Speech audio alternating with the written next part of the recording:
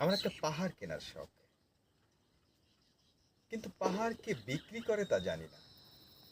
যদি তার দেখা পেতাম, দামের জন্য আটকাতো না। আমার নিজস্ব একটা নদী আছে, সেটা দিয়ে দিতাম পাহাড়টার বদলে। কে না জানে পাহাড়ের চেয়ে নদীর দামই বেশি। তবু আমি পাহাড়টার বদলে নদীটাই কিনতাম, কারণ আমি ঠকতে চাই। নদীটা অবশ্য কিনেছিলাম একটা দ্বীপের বদলে। ছেলেবেলায় আমার বেশ ছোট খাটো ছিমছাম একটা দ্বীপ ছিল, সেখানে অসংখ্য প্রজাপতি। শৈশবে দ্বীপটি ছিল আমার বেশ প্রিয়।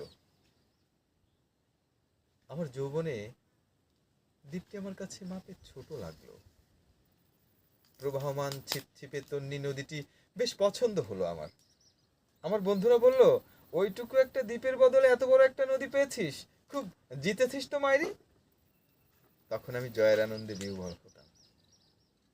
তখন আমি সত্যিই ভালোবাসতাম নদীটিকে। নদী আমার অনেক প্রশ্নের উত্তর দিত। যেমন, বলতো আজ এখানে সন্ধেবেলায় বৃষ্টি হবে কিনা। সে বলতো, আজ এখানে দক্ষিণ গরম হাওয়া। শুধু ছোট্ট একটি দ্বীপে বৃষ্টি, সে কি প্রবল বৃষ্টি, যেন একটা উৎসব। সেই দ্বীপে এখন আমি আর যেতে পারি না। সে জানতো, সবাই জানে, শৈশবে আর ফেরা যায় না। এখন আমি একটা পাহাড় কিনতে চাই। সেই পাহাড়ের পায়ের কাছে থাকবে গহন অরণ্য। আমি সেই অরণ্য পার হয়ে যাব।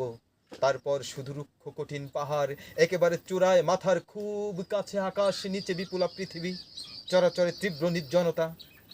আমার কণ্ঠস্বর সেখানে কেউ শুনতে পাবে না। আমি ঈশ্বর মানি না, তিনি আমার মাথার কাছে ঝুঁকে দাঁড়াবেন না।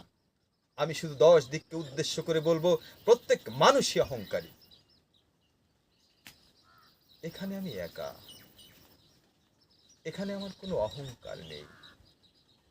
এখানে জয়ী হবার বদলে ক্ষমা চাইতেই ভালো লাগে।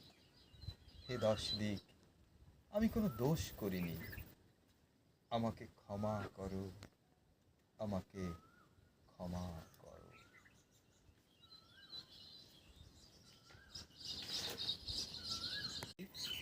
আমার একটা পাহাড় কেনার শখ,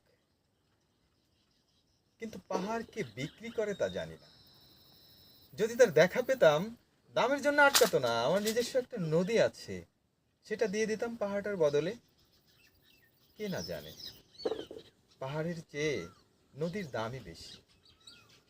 তবু আমি পাহাড়টার বদলে নদীটাই কিনতাম, কারণ আমি ঠকতে চাই।